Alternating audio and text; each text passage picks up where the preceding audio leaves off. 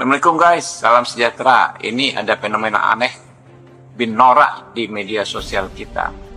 Ada pihak-pihak yang semangat sekali mempersoalkan akun Fufu Fafa. Akun tersebut disebut milik Mas Gibran di masa lalu dan disebut juga menyerang Pak Prabowo dan termasuk juga Om Dewan. Kalau toh akun tersebut milik Mas Gibran, meskipun ternyata bukan, sikap mempersoalkan postingan akun tersebut di masa lalu adalah sikap yang ahistoris atau mengabaikan fakta-fakta sejarah. Jadi sudahlah, kita ini elit nih omong kosong, banyak yang ngawur, hanya pingin konflik nggak jelas alasannya, ya kan? Sementara masyarakat itu senang dengan apa yang sudah diputuskan oleh Pak Jokowi.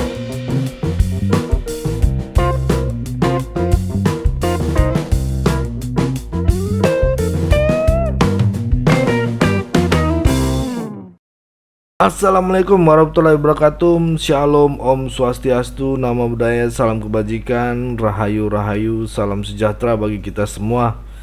Kembali lagi dengan saya di sini Leonardo Sirait di channel kesayangan kita ini, Sirait Media. Buat teman-teman yang belum subscribe, bantu dengan klik tombol subscribe. Yang baru kenal, salam kenal. Ya, jangan lupa juga untuk bunyikan lonceng di Sirait Media. Oke teman-teman, di kesempatan kali ini kita akan membahas tentang di mana orang terdekat Pak Prabowo, yaitu Habibur Rahman ya, sekaligus sebagai wakil ketua umum Gerindra ya, dan baru tadi dia dilantik juga, dipercaya juga ya sebagai orang kuatnya Gerindra Pak Prabowo khususnya ya.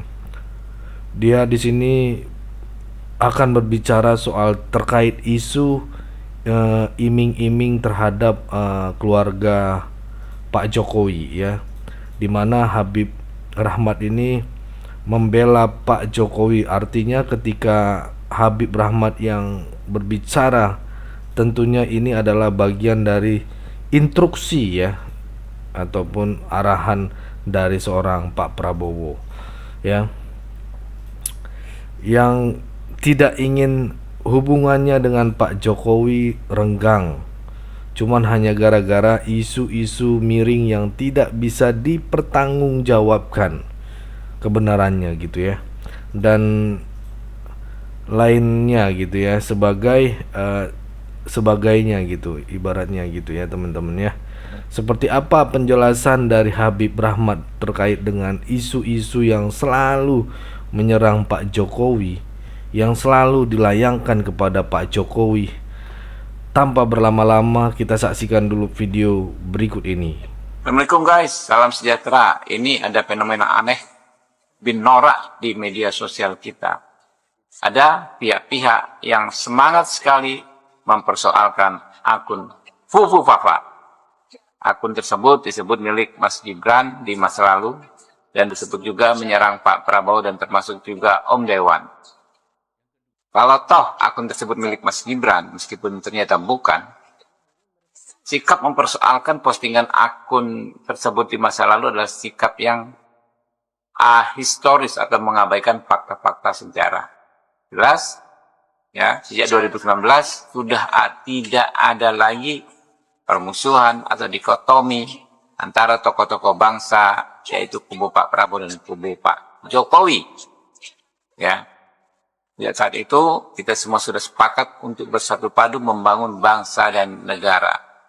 Jadi kalau hal ihwal yang terjadi di masa lalu diungkit-ungkit kembali, pastilah maksudnya sangat buruk, yaitu mengadu domba bangsa ini. Kami ingatkan ya kepada kita semua bahwa rakyat sudah cerdas ya, dan tidak bisa lagi diadu domba. Ayo kita bersatu, maju ke depan, kita move on ya, kita songsong Indonesia emas bersama-sama. Dan mendukung Pak Prabowo dan Pak Jokowi, khususnya Pak Jokowi dalam hal ini yang telah mengajak dan menarik Pak Prabowo ke dalam pemerintahan untuk mengakhiri efek dari 2 kali pemilu yang cukup keras bagi kita, Inilah yang kita rayakan dan kita nikmati sekarang. Banyak orang yang tidak mau terima hasil-hasil ini, tapi kita sebagai bangsa yang bersyukur, kita harus mau mengakui bahwa ada kebesaran jiwa dari para pemimpin yang akhirnya menyatukan kita, menggabungkan kita, dan menciptakan approval dari rakyat. Saya barusan membaca polling terakhir dari poll tracking dari pagi, approval rate Pak Jokowi hari ini 86,5%. Jadi sudahlah, kita ini elit nih omong kosong, banyak yang ngawur, hanya pingin konflik nggak jelas alasannya, ya kan? Sementara masyarakat itu senang dengan apa yang sudah diputuskan oleh Pak Jokowi dan juga senang dengan hasil yang terjadi pada Pilpres yang lalu, yang artinya ide keberlanjutan dan rekonsiliasi adalah tema kita ke depan. Nah, hari ini kita punya hari tanggal 25 September, H-25 menuju pelantikan Pak Prabowo tanggal 20 Oktober yang akan datang. Alangkah baiknya kalau kita mempersiapkan satu pola untuk melepaskan presiden yang sudah memimpin 10 tahun dan untuk mengucapkan selamat datang ke presiden yang akan memimpin paling tidak 5 tahun yang akan datang, yaitu Pak Prabowo dan Mas Gibran. Nah, apa yang harus kita lakukan dalam situasi seperti ini? Pertama-tama menurut saya, kita harus kembali menyadari bahwa sekali lagi, ide persatuan, ide rekonsiliasi, ini bukan soal sekongkol atau kong kali kong untuk tidak profesional, yaitu soal lain itu.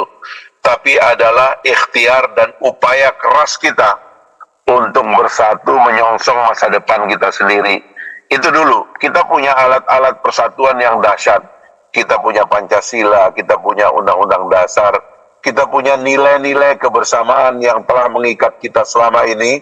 Harusnya ini yang menjadi ide kenapa kita harus membangun persatuan. Sekali lagi, persatuan dalam pengertian yang sebenarnya, dalam pengertian yang dewasa, yaitu persatuan yang membuat kita itu bisa melihat persoalan kita bersama, keluar dari like and dislike, keluar dari kebencian, apalagi mengembangkan metode komunikasi hari ini yang sangat dipenuhi oleh kebohongan, berita bohong, dan sebagainya lah, kebencian dan sebagainya. Nah, itu yang pertama.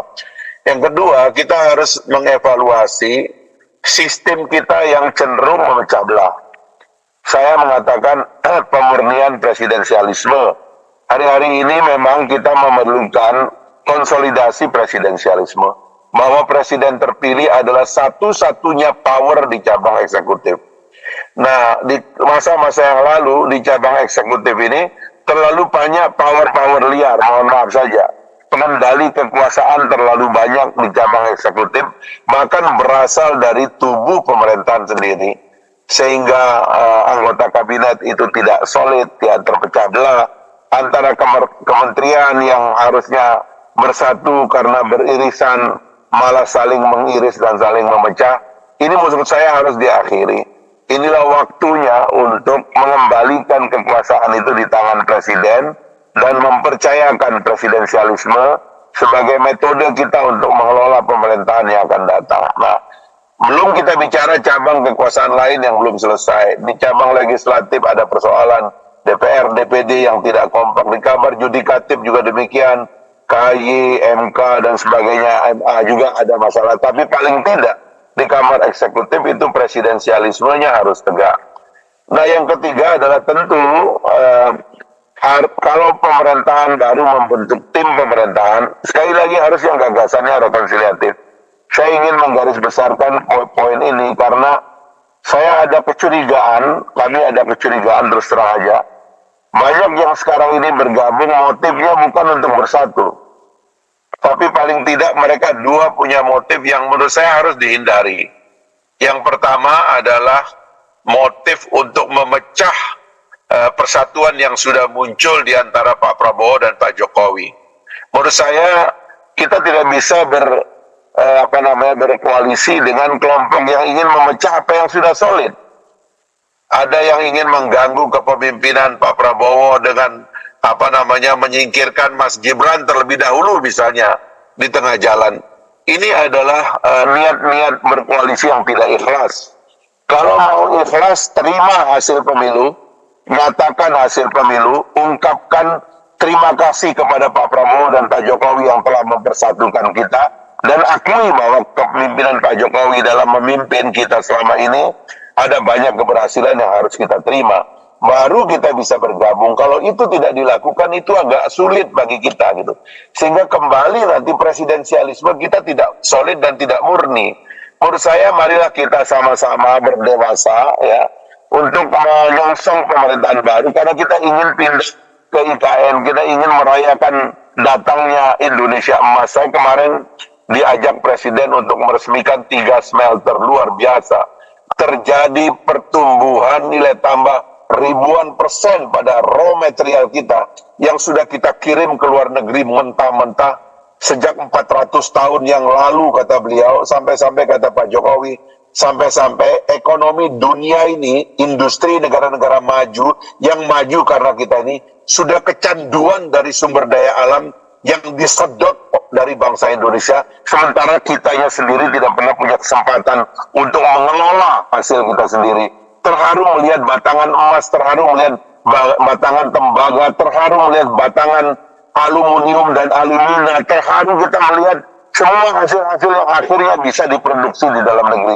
Dengan pertumbuhan atau angka value added ribuan persen.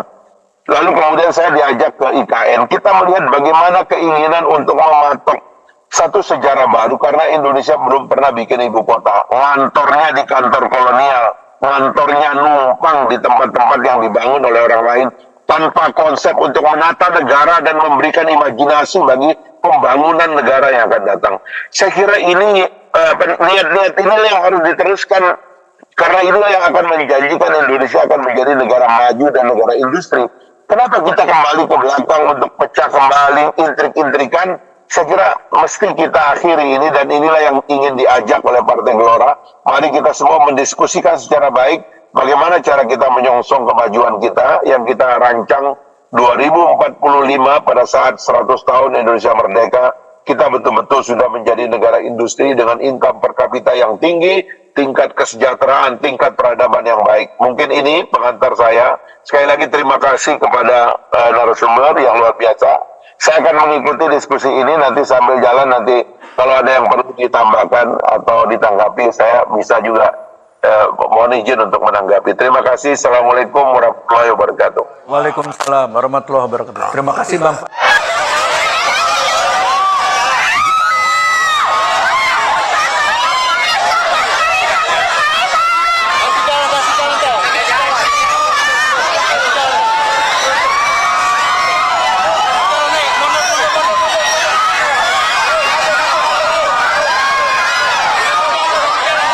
Oke teman-teman, saya rasa cukup segitu dulu terkait dengan penjelasan Bang Habib Rahmat ini ya, dan juga Bung Fahri Hamzah ya, yang begitu jelas kita lihat ya.